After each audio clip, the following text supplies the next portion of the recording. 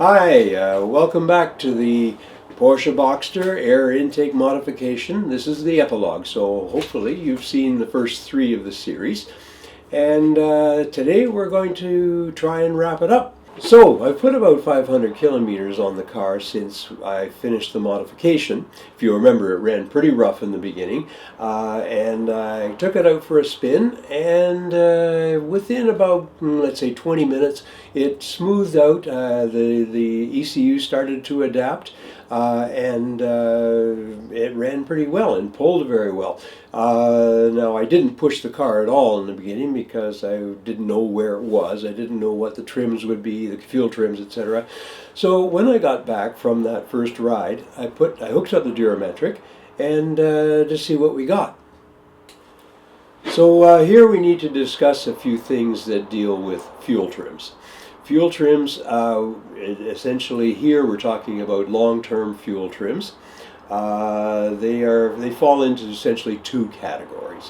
One is known as the FRA, and one is called the RCAT, and I'll be using these terms a number of times throughout the video. There is a third category, which would be the open loop condition. This occurs when the motor is being taxed, when it's hot, and in wide open throttle conditions. If you check the 986 forum, look in my threads concerning the air intake, you will see discussions and questions and answers, many of them given by the Radium King, and he's been really helpful to me in this procedure. Okay, so what I want to see here is my idle long-term fuel trim, which is known as the RCAT. And also my closed loop or long-term fuel trim, like when you're cruising along, this normal one, which is the FRA and the FRA values.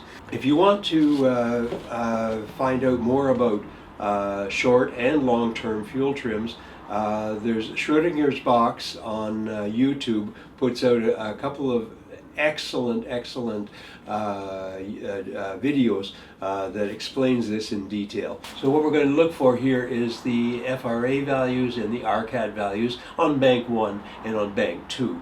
Bank 1 being the cylinders 1, 2, 3, bank 2 being cylinders 4, 5, 6. Now, these are long-term fuel trims, and what this will tell me is whether the motor is running, whether it's compensating for a rich condition or a lean condition. As, of course, we expected to have a lean condition since we're putting a lot more air through the throttle body because of the larger diameter tubes and the bigger air box, the bigger throttle body, the bigger plenum, everything going through there. It makes lots of air coming through.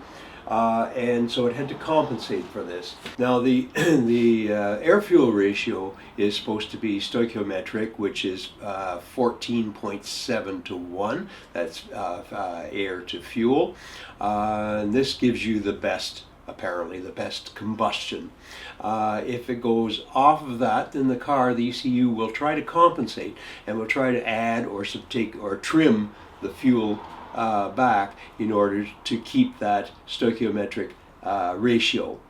So I hooked up the durometric when I got back to see if it had thrown any codes, see what the situation was. And of course what I did get was two codes. One was a P1126, the other was a P1133. These are codes that said that the fuel trims had exceeded the limits.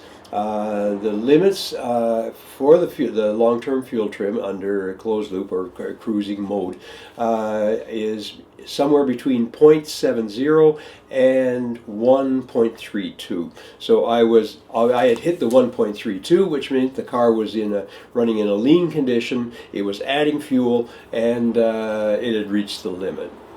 So this had to be addressed, and the way that I wanted to address it, of course, was to take it to Porsche to get the anniversary edition tune done on the car, which I did. And so now we'll take a look at the durometric, and we'll see what we get after another run-in of a few hundred kilometers. I've got about 500 on it now, so it's running pretty well.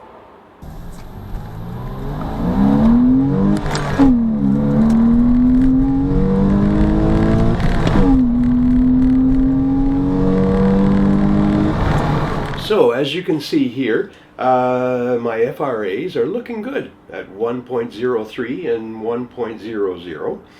My RCATs, which represent the long-term fuel trims at idle, are slightly high. This could, or maybe it doesn't, represent a small vacuum leak. We'll be looking into that. But for the moment, what can I say? I'm a happy camper.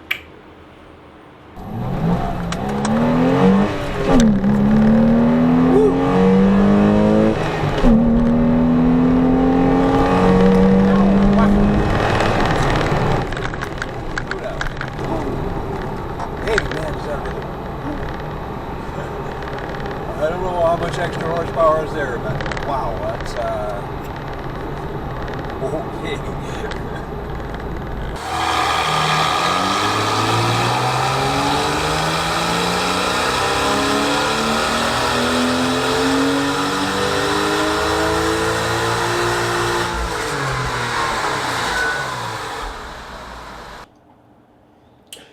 Okay, so we're back from the dyno, and as you can see from our results here, there doesn't seem to be a whole lot of difference.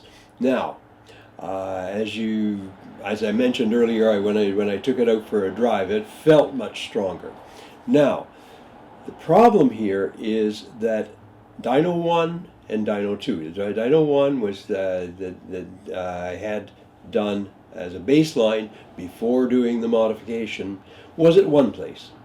Dyno 2 was at another place, for the simple reason as dyno 1 has closed shop and has moved to another location, but is not yet set up, so it'll be a couple of months before it's set up. Dyno 2 is a place that I've gone to often for other work, and so since they were the same type of machine and everything, I figured, well, maybe it's the same. But then maybe there's a difference. Could be the way they're set up, etc., etc. My feeling, what we call the butt dyno, is that I've got more power. And I've certainly, even in the graphs, as you can see here, there's a better, less of a dip around the 4,000 mark in the torque curve. Now, this makes a big difference on the track because you're often, especially when you're coming out of a corner, and you're down around 4,000 RPM. You need that grunt, and that I'm pleased with. That I've got like one more horsepower according to the dyno results. Well, that's another thing. I don't know, but then maybe one day if I got another $150 to throw away, I can go to the first guy when he gets his shop set up, and maybe I can see a substantial difference there. So, what can I say? Is the job worth it? Well, you decide. Or in my case, it's okay.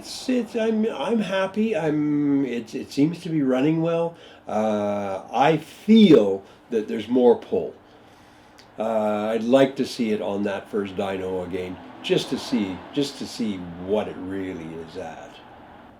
So don't forget to subscribe to my channel, and hope we'll see you on the next video, whatever that's going to be. We'll see. Ciao.